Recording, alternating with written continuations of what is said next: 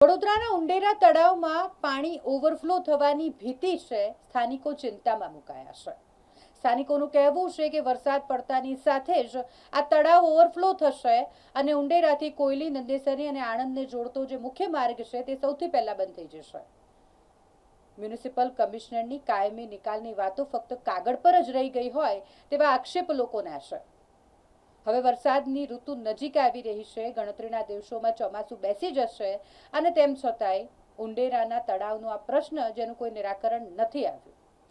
Vadodara corporation દ્વારા બાંહેધરી આપવામાં આવી હતી, પરંતુ આ વખતે પણ ચોમાસા દરમિયાન સૌથી પહેલા ઉંડેરા તળાવ ઓવરફ્લો થશે અને ઉંડેરા તળાવ ઓવરફ્લો થવાને કારણે ઉંડેરાથી નંદીસરી, કોયલી અને આણંદને જોડતો મુખ્ય માર્ગ બંધ થઈ જશે।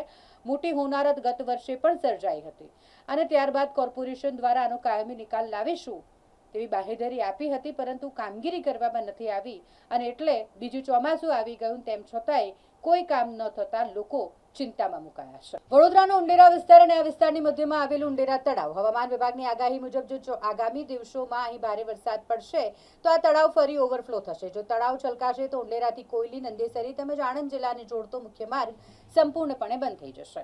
આ માર્ગ બંધ થતાં જ અહીં વાહનોની લાંબી કતારો અને ભારે ટ્રાફિક જામના દ્રશ્યો સર્જાય તો નવાઈ નહીં। ગત વર્ષે ચોમાસા દરમિયાન આ ઉંડેરા તળાવ ઓવરફ્લો થયું હતું। તળાવના ગંદા પાણી આજુબાજુની સોસાયટીઓ અને લોકોના ઘરોમાં ઘૂસી ગયા હતા। લોકોની ઘરવખરીને ભારે નુકસાન થયું હતું, જેના કારણે સ્થાનિક રહીશોમાં તંત્ર પ્રત્યે ખૂબ રોષ હતો। ગત વર્ષની આ ગંભીર પરિસ્થિતિ બાદ વડોદરા શહેરના મ્યુનિસિપલ કમિશનર જાતે ઉંડેરા તળાવની મુલાકાતે ગયા હતા અને તે સમયે કમિશનરે ગ્રામજનોને અને સ્થાનિકોને ખાતરી આપી હતી કે આ પાણીના ભરાવાનો કાયમી નિકાલ કરીશું અને વાહન વ્યવહાર માટે વૈકલ્પિક રસ્તો બનાવીશું। પરંતુ આજે એક વર્ષ વીતી ગયું છે, પરિસ્થિતિ જેમની તેમ છે। જ્યારે ફરી એક વખત વરસાદી ઋતુ શરૂ થવાની તૈયારીમાં છે, ત્યારે ઉંડેરા ગામ અને આજુબાજુના રહીશોમાં તળાવ છલકાવાનો ભય સતાવી રહ્યું છે। સ્થાનિકોનો આક્ષેપ છે કે પ્રશાસને માત્ર પોકળ દાવાઓ કર્યા છે, ધરાતલ પર કોઈ કામ નથી થયું। ગયા વર્ષે અમારા ઘરોમાં પાણી ભરાઈ ગયા હતા, મારું નુકસાન થયું હતું। કમિશનર સાહેબે આવીને વૈકલ્પિક રસ્તાની બાંહેધરી આપી હતી, પણ હજુ સુધી કોઈ વૈકલ્પિક રસ્તો બન્યો નથી અને જો હવે વરસાદ આવશે તો અમારે ફરીથી એ જ પરિસ્થિતિ ભોગવવી પડશે। તંત્ર વહેલી તકે જાગે તે જરૂરી છે।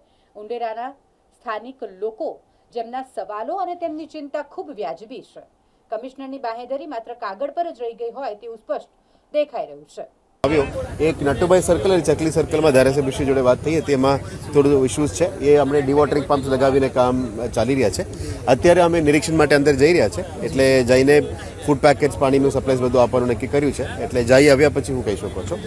મોટા ભાગમાં સિટીમાં ઇશ્યુઝ નથી, એક બે આઇસોલેટેડ જગ્યામાં પ્રોબ્લેમ છે, એને પહોંચી વળવા માટે અમે કામગીરી અત્યારે બે સોલ્યુશન કરવું પડે, શોર્ટ ટર્મ અને long term. Short term solution માટે પાણી ઉતરે એટલે લોકો કંઈ પાળો તોડવાનું કરી રહ્યા છે, કાર્ય પછી ફરી પણ કન્સર્ન કરવું પડે, કારણ કે ડ્રેનેજ પાણી પછી મિક્સ ના થઈ જાય। અને લોંગ ટર્મ માટે રોડ રસ્તાની વાત છે, એ લોકો પ્રોજેક્ટ ડિપાર્ટમેન્ટ તરફથી પ્લાનિંગ કરી રહ્યા છે। 3 રોડ છે, આ 3 રોડનું પ્રોજેક્ટ ડિપાર્ટમેન્ટ દ્વારા આ ચોમાસા પછી કરવામાં આવશે। આનું કદાચ હાઈ રાઇઝ કરવું પડશે એવું લાગે છે, કદાચ એલિવેટેડ કોરિડોર કરવું છે કે નથી એક પર એક્સપ્લોર કરી લઈએ। કન્સલ્ટન્ટ અને એન્જિનિયરિંગ ટીમ સાથે ચર્ચા કરીને એનું સોલ્યુશન કરશું। અઠવાડિયા 10 દિવસ પછી અમે પાણી ઉતરી જાય પછી આનું નિરીક્ષણ કરીને પ્લાન કરી દઈએ છીએ। મારા સમયમાં પહેલી વખત હું જોઈ રહ્યા છું, એટલે સોલ્યુશન લાવવા માટે અમે પ્લાનિંગ કરીએ છીએ। અમે ચોક્કસ we will try to solve the problem.